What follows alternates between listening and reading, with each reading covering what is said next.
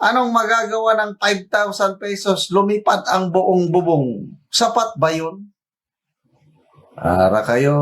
Kung kayo ang gumastos, bilyones.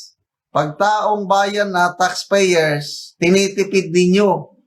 Bakit hindi nyo dagdagan naman ang ibigay na tulong sa mga nasalanta ng bagyo? Bigyan natin ng reaction, opinion ngayon, itong post ng Impact Leadership. Pahayag ito ni veteran journalist Jessica Soho. Medyo nagalit na siya, napuno ang salot. Nagsalita na siya laban sa nangyayari sa ating gobyerno ngayon, mga kapalpakan. Katarungan, hindi resilience. Resilience, yung lalaban sa kahirapan. Resilience. Jessica Soho highlights need for accountability amid Bagyong Tino devastation. Broadcast journalist Jessica Soho called on Filipinos to demand accountability following the deadly floods caused by Typhoon Tino.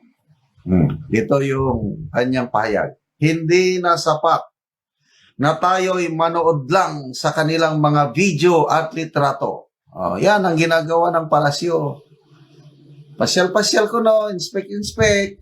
May nakita akong litrato ng Pangulo, nakaganyan siya, nakapamaywang, nakatayo amid the pinsala.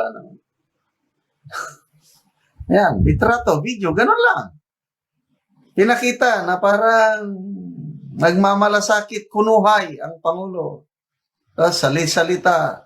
5,000 pesos sa mga na-damage na bahay, 10,000 pesos sa mga completely destroyed para makapagsimula kayo. Ay, nako. Wala talaga sa realidad tong Pangulo natin. Anong magagawa ng 10,000 pesos sa isang completely destroyed na bahay? Sapat ba yun?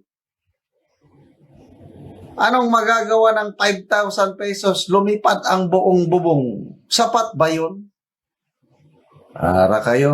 Kung kayo ang gumastos, bilyones. Pag taong bayan na taxpayers, tinitipid ninyo. Bakit hindi nyo dagdagan naman ang ibigay na tulong sa mga nasalanta ng bagyo?